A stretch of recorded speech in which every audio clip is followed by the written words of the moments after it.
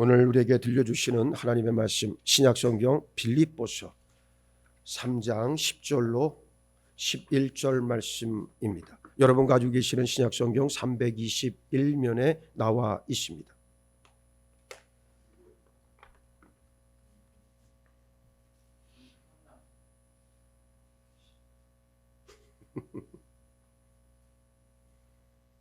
자, 다 찾으셨죠? 자, 찾으셨으면 우리 한 목소리로 같이 읽겠습니다. 시작. 내가 그리스도와 그 부활의 권능과 그 고난의 참여함을 알고자 하여 그의 죽으심을 본받아 어떻게 해서든지 죽은 자 가운데서 부활에 이르려 하노니. 아멘. 할렐루야. 아멘. 할렐루야. 예, 오늘 이 아침 부활의 은혜와 평강이 여러분들과 함께 하시길 주의 이름으로 축복합니다. 사실 부활이라고 하는 이 사건은 실제로 역사 가운데 일어난 사건이고 단지 사람의 논리나 관념에서 나온 이야기가 아닙니다. 그렇기 때문에 우리는 부활의 예수 그리스도, 죽음을 넘어서 십자가를 통과하여 영원한 생명의 본을 먼저 보여주신 예수 그리스도를 만나게 될 때 우리도 그와 똑같은 은혜를 잊게 되어집니다. 오늘 본문의 말씀을 통해서 부활의 권능을 소유하자라고 하는 제목의 말씀을 여러분들에게 증거합니다. 복음의 핵심은 십자가와 부활이에요. 하나님의 권능과 성령의 능력이 부활 사건에서 가장 잘 드러나기 때문입니다. 예수 그리스도께서 공생의 기간 동안 당신 자신을 하나님의 아들로 가장 강력하게 선포하고 드러낸 사건은 무리를 걸었다든지 나병 환자를 고치시고 죽은 자를 살리신 사건, 오병이어의 기적이 아니라 바로 부활 사건에 있습니다. 성령이 임한 하나님의 사랑 가운데에도 죽은 사람을 일으키고 병을 고치고 그리고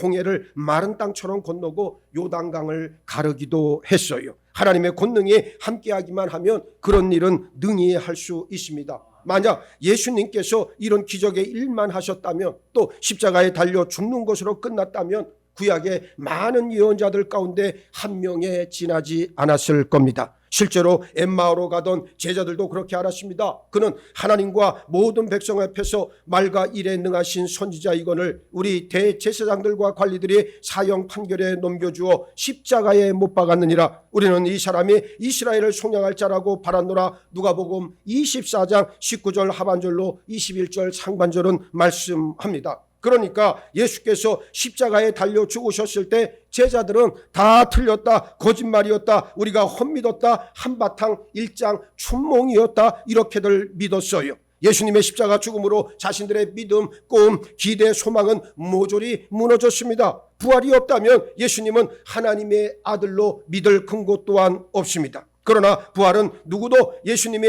하나님의 사람들 가운데 한 명이 아니라 하나님의 아들이시오 참 하나님이심을 부정할 수 없게 만들어 주었습니다. 사도 바울은 로마서 1장 4절에서 성결의 영으로는 죽은 자들 가운데서 부활하사 능력으로 하나님의 아들로 선포되셨으니 곧 우리 주 예수 그리스도시니라 선포하고 있습니다. 우리 주 예수님의 전능하신 능력은 부활을 통해서 가장 강력하게 선포되었고 드러났습니다. 생각해 보시기 바랍니다. 유대 명절이 가까워 모든 사람들이 모였을 때 저들이 보는 앞에서 죽은 지 나흘이나 된 냄새나는 나사로의 무덤 앞에서 나사로야 나와라, 이 한마디로 죽은 사람이 살아 수의를 입은 채 걸어 나오는 기적의 사건이 일어났습니다. 병자를 일으키는 것도 기적이지만 죽은 자를 일으키는 기적이야말로 기적 중에 기적 아니겠습니까? 그런데 그런 기적을 행한 분이 십자가에 못 박혀 죽었습니다. 3년 반 동안 유대 땅을 흔들어 놓았던 그 예수란 사람이 빌라도의 법정에서 십자가형을 선고받고 처형당했어요. 장사한 지 하루가 지나고 이틀이 지나고 사흘이 지났습니다. 제자들은 흩어져 도망쳐 버렸습니다. 예수님을 살아생전 잘 따르던 여인들만 시신의 발을 향료를 준비해 무덤으로 갔습니다. 그날 그때 거기서 여인들은 천사들을 만났고 어찌하여 살아있는 자를 죽은 자 가운데서 찾느냐 놀라운 소식을 듣게 됩니다. 천사들은 왜 살아나신 예수 그리스도를 죽은 자 가운데서 찾느냐 책망했습니다. 예수님은 말씀하신 대로 죽으셨고 말씀하신 대로 장사되셨습니다. 그렇다면 말씀하신 대로 다시 살아나는 것 또한 당연한 일입니다. 천사가 여자들에게 말하여 이르되 너희는 무서워하지 말라. 십자가에 못 박히신 예수를 너희가 찾는 줄을 내가 아노라. 그가 여기 계시지 않고 그가 말씀하시던 대로 살아나셨느니라. 와서 그가 누우셨던 것을 보라. 그리고 빈 무덤을 보여주었습니다. 여러분, 부활은 죽은 자가 다시 살아나는 것만을 의미하지는 않습니다. 구약에서도 죽은 자가 다시 살아난 적이 있었고, 예수님 공생의 사역 동안에도 나사로와 야이로의 딸, 그 다음에 나인성 과부의 아들은 살아났습니다. 이들 모두 전능하신 하나님의 능력으로 죽었던 육신의 생명을 돌려받았습니다. 그리고 그들 모두 영원히 살지 못하고 다시 육신의 죽음에 처해졌어요. 엘리야, 엘리사, 베드로, 바울도 죽은 자를 살린 경험이 있습니다. 그러나 그것이 성경이 말씀하는 부활은 아니라고 하는 사실입니다. 부활은 새로운 생명, 새로운 몸, 그리고 새로운 성품을 입는 것을 말합니다. 부활의 상태를 가장 잘 보여주는 말씀이 마태복음 22장 30절 말씀에 나오는데, 부활 때에는 장가도 아니가고 시집도 아니가고 하늘에 있는 천사들과 같으니라 그랬어요. 부활할 때에는 사람들이 하늘에 있는 천사들과 같아서 영화로운 몸을 입게 된다 말씀하고 있습니다. 인간의 몸이란 한 번 죽고 두 번 죽고 100번 고쳐 죽어도 여전히 흙에 속한 몸일 뿐입니다. 질병과 노화 그리고 죽음 앞에 맥없이 쓰러지는 그러한 몸이에요. 그러나 부활한 몸은 변화된 몸이요 신령한 몸인 줄 믿으시기 바랍니다. 그는 만물을 자기에게 복종하게 하실 수 있는 자의 역사로 우리의 낮은 몸을 자기 영광의 몸의 형체와 같이 변하게 하시리라. 빌립보서 3장 21절은 말씀하고 있습니다. 사망이 다시는 주장하지 못하는 몸이요 질병이 엄습하지 못합니다. 영원하고 썩지 않고 쇠하지 않는 몸을 입게 됩니다. 부활에 참여한 몸은 우리 예수님과 동일한 몸을 입게 됩니다. 고린도전서 15장 49절에 우리가 흙에 속한 자의 형상을 입은 것 같이 또한 하늘에 속한 이의 형상을 입으리라 그랬는데, 바로 하늘에 속한 이의 형상이란 바로 예수 그리스도의 형상을 입는다는 말이에요. 상상하기 어려운 그런 몸입니다. 왜냐하면 이 몸은 영에 속한 몸이기 때문에 그렇습니다. 육의 몸으로 신고 신령한 몸으로 다시 살아나니 육의 몸이 있은즉 또 영의 몸도 있다. 고린도전서 15장 44절은 말씀하고 있습니다. 이런 몸을 입는 것을 바로 무엇이다? 부활이라고 말합니다. 우리 영을 거듭나게 하시고 살리신 하나님께서 우리 몸을 다시 살리셔서 그렇게 변화시켜 주십니다. 성도는 훗날 이런 몸을 입게 될 줄로 믿으시기 바랍니다. 얼마나 경이롭습니까? 우리 주 예수님 다시 오실 때 일어날 이 일들에 대해 우리가 소망을 가지고 있다면 지금 육신을 입고 사는 삶의 변화가 일어날 수밖에 없다는 말이에요. 하나님의 자녀는 미래에 일어날 이 일을 믿는 것은 물론이거니와 현재 우리 안에 이 일을 이루실 성령이 거하신다는 사실을 확실히 믿어야 합니다. 로마서 8장 11절을 보시기 바랍니다. 예수를 죽은 자 가운데서 살리신 이의 영이 너희 안에 거하시면 그리스도 예수를 죽은 자 가운데서 살리신 이가 너희 안에 거하시는 그의 영으로 말미암아 너희 죽을 몸도 살리시리라 말씀하고 있어요. 예수님을 무덤에서 일으키신 그 권능의 성령께서 우리 안에 거하시고 우리의 죽을 몸도 살리실 줄 믿습니다. 성령의 권능은 부활의 권능입니다. 부활의 믿음은 죽음을 두려워하지 않는 굳건한 믿음입니다. 날마다 죽지만 죽음을 이기고 살아나는 능력이요 생명이 바로 부활인 줄 믿으시기 바랍니다. 부활이라고 하는 말은 신약 성경에서 무려 104번이나 언급되어 있는 가장 중요한 말씀 가운데 하나예요. 그렇다고 해서 구약 성도들이 부활을 믿지 않았던 것은 아닙니다. 구약 성도들도 부활을 믿었어요. 아브라함은 아들 이삭을 제단에 바치러 갈 때 부활의 믿음을 가지고 나아갔습니다. 욥 역시 부활을 믿었고 다윗 역시 부활을 믿었어요. 부활이 없다면 우리 삶은 가장 비참한 생이 되고 말 수밖에 없습니다. 그래서 고린도전서 15장 19절은 만일 그리스도 안에서 우리가 바라는 것이 다만 이 세상의 삶뿐이면 모든 사람 가운데 우리가 더욱 불쌍한 자이리라 말씀하고 있습니다. 우리 예수님의 부활은 하나님의 성품을 잘 보여주고 있습니다. 사도행전 2장 23절로 24절을 보면 그가 하나님께서 정하신 뜻과 미리 아신 대로 내준 바 되었거늘 너희가 법 없는 자들의 손을 빌려 못 박아 죽였으나 하나님께서 그를 사망의 고통에서 풀어 살리셨으니 이는 그가 사망에 매여 있을 수 없었음이라 그랬습니다. 죽은 자를 일으키는 능력은 생명의 하나님 전능하신 하나님께 속해 있습니다. 예수께서 대답하여 이르시되 너희가 이 성전을 헐라 내가 사흘 동안에 일으키리라. 요한복음 2장 29절은 말씀하고 있는데 예수님은 친히 당신 자신이 일어나시겠다 말씀하고 있는 거예요. 죽음이란 아무 힘도 능력도 의지도 없는 상태를 말하는데 예수님은 어떻습니까? 친히 일어나겠다 선언하고 있어요. 여기 성전이라고 하는 말은 당신 몸을 가리킵니다. 예수님은 당신 몸이 사람들에게 죽임당하지만 사흘 만에 다시 일어날 것을 말씀하고 있어요. 제자들에게 이 사실을 알렸고 당신 죽음과 그 뒤에 있을 부활에 대해 말씀했습니다. 인자가 많은 고난을 받고 장로들과 대제사장들과 서기관들에게 버림받아 죽임을 당하고 사흘 만에 살아나야 할 것을 비로소 그들에게 가르치시되 그랬어요. 당신이 언제 어떻게 죽을 것인지에 대해 미리 말씀하신 분은 오직 예수님 한 분뿐이셨습니다. 그들은 능욕하며 침뱉으며 채찍질하고 죽일 것이나 그는 3일 만에 살아나리라 하시니라. 사실 예수님은 제자들에게만 은밀히 이 사실을 말씀하신 게 아니고 이스라엘 모든 사람들이 알 수 있도록 말씀하셨습니다. 그래서 로마 당국과 유대계 교권을 쥐고 있던 자들은 병사들을 지켜서 무덤을 지키게 했습니다. 주여, 저 속이던 자가 살아있을 때 말하되 내가 사흘 후에 다시 살아나리라 한 것을 우리가 기억하노니 마태복음 27장 63절이 말씀하고 있습니다. 저들은 부활을 믿지는 않았지만 부활을 말씀하신 예수님의 말씀을 들었고 또 알고는 있었다. 그래서 혹시라도 그러한 일이 일어날지도 모르겠다라고 지금 생각하고 있는 거예요. 베드로전서 3장 18절에 그리스도께서도 단번에 죄를 위하여 죽으사 의인으로서 불의한 자를 대신하셨으니 이는 우리를 하나님 앞으로 인도하려 하심이라. 육체로는 죽임을 당하시고 영으로는 살리심을 받으셨으니 그랬습니다. 우리는 여기서 성령의 능력으로 다시 살아나신 예수님을 바라볼 수 있습니다. 사도 바울은 부활이 없다면 우리의 믿음은 어떤 믿음이다? 헛된 믿음이다 단언했어요. 우리 믿음은 전적으로 골고다 언덕의 십자가와 예수의 빈 무덤 그리고 부활하신 그 사건에 기인하고 있다는 것을 기억해야 합니다. 여러분이 가지고 있는 복음에 대한 신앙, 예수 그리스도를 향한 신앙의 핵심, 가장 요체는 무엇이냐? 십자가 그리고 예수의 죽음 그리고 부활이다.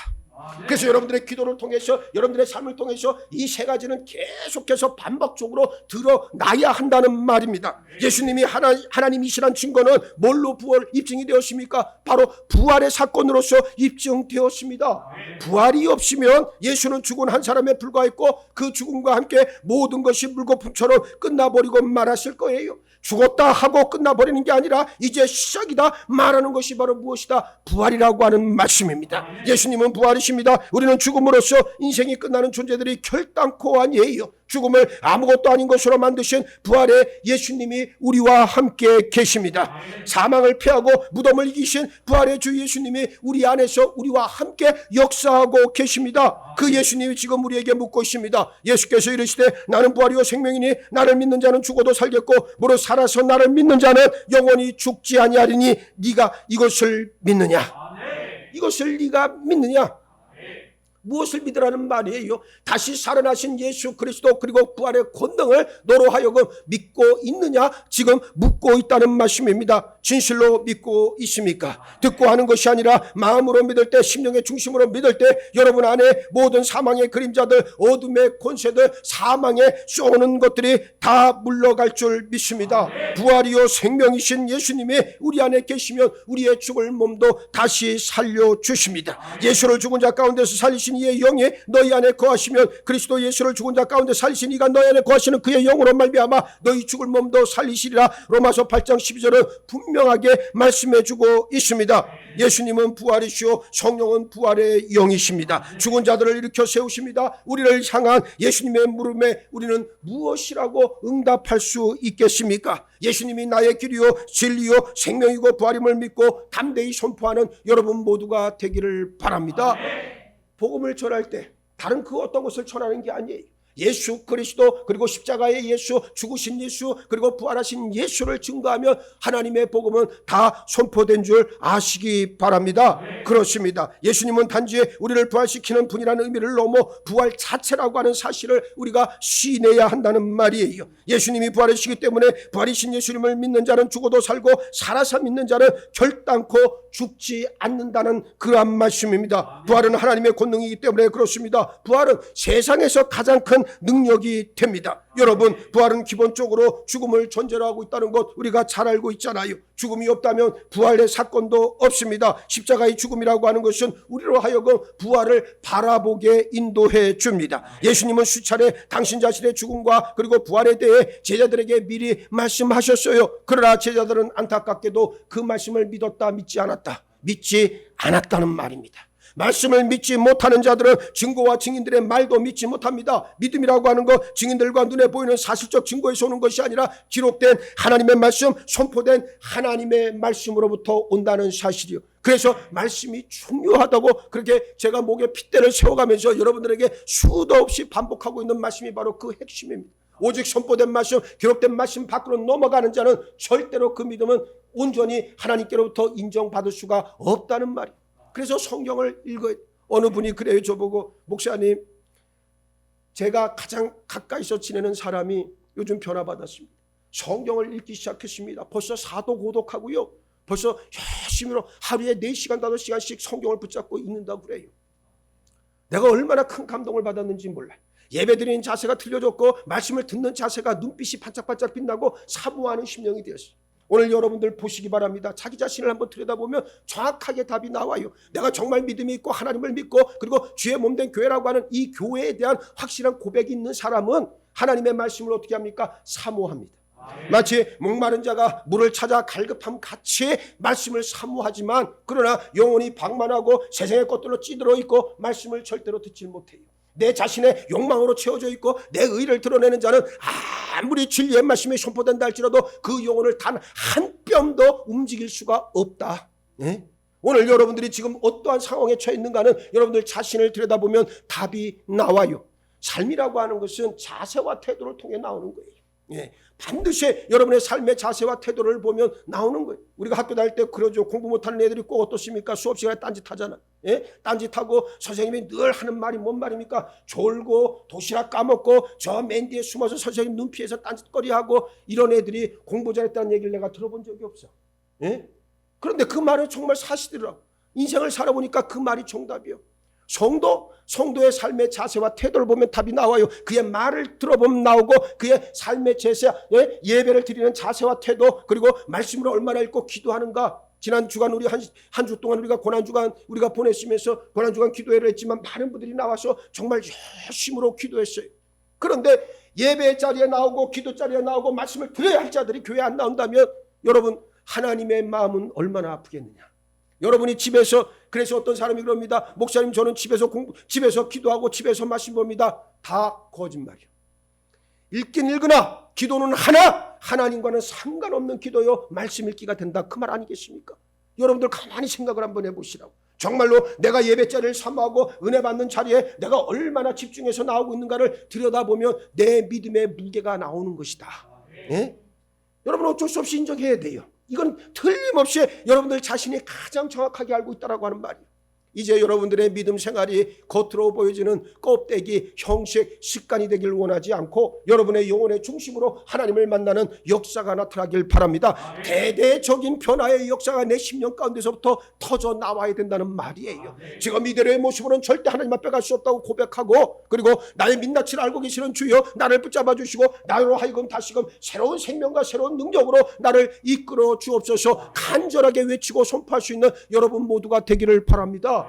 그거 아니고 우리가 하나님 앞에 어떻게 제대로 인정받고 기뻐하심을 입을 수 있을까? 나는 여러분들이 부활의 권능에 참여하는 역사가 있기를 바랍니다. 말씀을 믿기를 바랍니다. 말씀을 사모하길 바랍니다. 진리의 말씀을 붙잡고 살아가는 여러분 모두가 되기를 바랍니다. 어떤 사람에게 그랬어요. 당신은 어떻게 삶을 살아갑니까? 내 경험으로, 내 생각으로, 내 주장으로, 내 학력으로, 내가 알고 있는 지식으로 살아갑니다. 이런 사람은 미안하지만 하나님의 나라에 합당한 자가 아니에요. 나는 무슨 일을 내가 당하더라도 하나님의 말씀의 근거에 내가 살고 내 자신을 처신합니다. 하나님의 말씀에 따라 나는 움직입니다. 이 사람이 진실한 하나님의 자녀인 것을 꼭 믿으시길 바라겠습니다. 그렇습니다. 우리가 부활하신 예수님을 믿는다면 그 어떤 것도 두려울 게 없고 불가능할 것도 없어요. 생명이신 그리고 부활이신 예수님께서 우리 안에 거하시고 우리를 통해 일하시기 때문에 그렇습니다. 우리가 믿을 때 예수님은 일하십니다. 예수님은 수많은 병자를 고쳐주셨을 때 저들에게 믿음을 요구하셨지 다른 그 어떤 것을 요구하신 적이 없어요. 네가 믿느냐 믿느냐 믿느냐.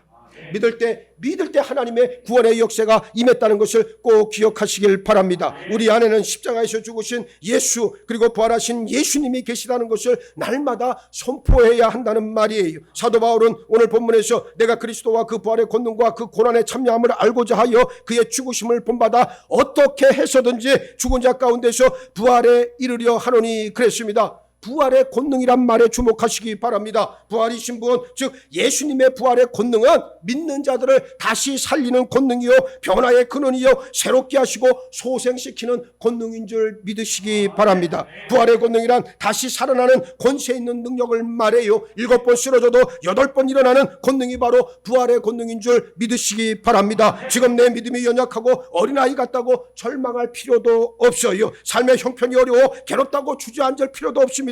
부활의 예수님을 여러분 심령 안에, 여러분 삶 안에, 여러분의 존재 안에 모셔드리기만 하면 다시 일어날 수 있습니다. 이것으로 인해서 우리는 힘을 얻어야 된다는 말입니다. 죽음이 변해 생명이 되고 눈물이 변해 기쁨으로 충만해질 줄 믿습니다. 살아있는 모든 것은 죽음을 두려워합니다. 생명은 죽음이 천적이자 원수입니다. 그러나 부활은 죽음의 뭡니까? 원수가 된다는 말이에요. 죽음을 이길 수 있는 유일한 진리는 오직 부활밖에 없다는 말이에요. 제가 요즘 가끔 비유를 드는 우리 얼마 전에 돌아가신 이어령 문체부 장관을 지냈던 분의 죽음의 이야기를 제가 가끔 여러분들에게 말씀을 드리잖아요. 이 양반 마지막에 평생을 한국의 지성으로 석학으로 살아왔어요.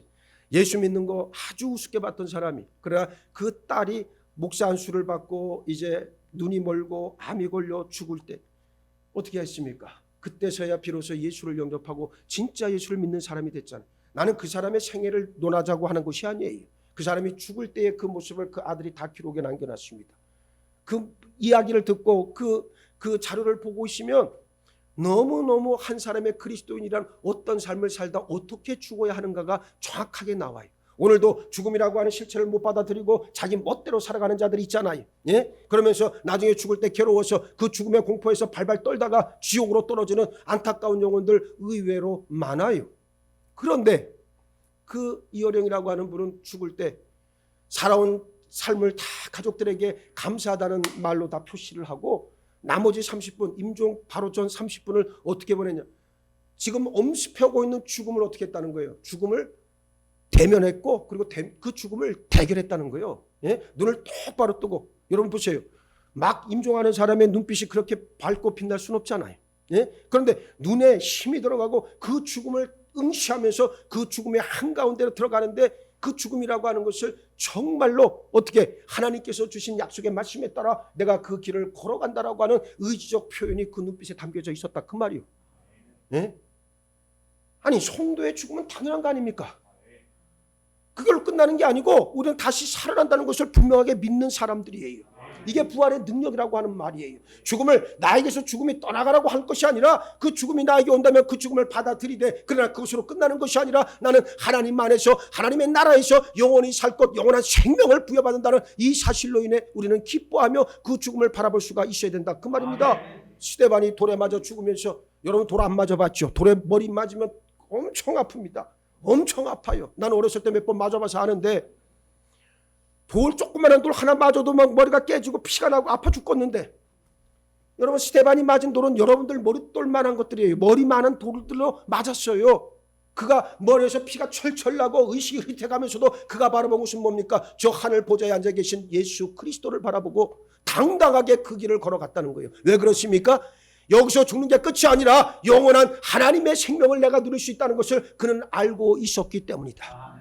나는 오늘 여러분들에게 부활의 그런 믿음을 가지고 부활의 생명으로 하나님 앞에 온전한 삶을 갈무리할 수 있는 여러분 모두가 되시기를 바랍니다. 잘 죽어야 됩니다. 하나님 앞에서 정말 잘 죽어야 됩니다. 당당하게 죽어야 됩니다. 담대하게 죽을 수 있어야 되겠다 그 말이에요. 죽음을 피하지 말고 그 공포에 십사에서 벌벌 떨지 말고 그 길로 한가운데로 당당하게 나아가며 하늘 보좌에 앉아 계신 예수 그리스도만을 바라볼 수 있다면 여러분들의 인생은 성공한 삶이다. 예? 그 삶은 믿음의 삶이라고 하는 것을 꼭 알고 있어야 됩니다. 오늘 우리에게도 이와 같은 능력의 역사가 나타날 필요가 있다는 것을 꼭 기억하시길 바랍니다. 살아있는 모든 것은 죽음을 두려워합니다. 생명은 죽음이 천적이자 원수라고 말했지만 그러나 부활은 죽음의 원수요 천적이 된다 말씀드렸습니다. 죽음을 이기고 승리하는 것이 바로 부활입니다. 부활은 죽음을 삼켜버려 그 무시무시한 권능을 초토화시켜버립니다. 마귀의 가장 강력한 무기는 죽음 아니겠습니까? 그러나 부활로서 죽음은 자신보다 더 강한 권세를 만났습니다. 부활의 이 아침 몸소 부활하심으로 우리에게 영원한 생명을 주신 예수님을 쫓아 부활 신앙을 소유해서 승리의 기쁨을 날마다 맛보는 우리 창동 제자들 모든 믿음의 식구들 다 되시기를 예수의 이름으로 축원합니다. 축원합니다. 축원합니다. 부활의 권능을 허락하셨사오니 감사합니다. 우리의 눈물이 변해 아버지여 기쁨이 되게 하시고 고통이 변해 시열이 되게 하시며 죽음이 변해 생명이 되게 하여 주옵소서. 죽음을 뛰어넘어 영원한 생명을 붙잡을 수 있는 우리 모두가 되길 원하오니 눈에 보이는 내 손에 잡히는 것들로 인해 일이 일비하지 말게 하여 주옵시고 오직 진리의 말씀 기록된 말씀 안에서 아버지 참된 진리의 기쁨을 맛보는 우리 모두로 변화시켜 주옵소서. 이제 후로 부활의 권능을 소유하여 아버지 날마다 승리하는 기쁨을 맛보는 우리 모두가 될 줄 믿습니다. 역사하여 주옵소서. 감사하오며 우리 주님 예수 그리스도 이름 받들어 기도하옵나이다. 아멘.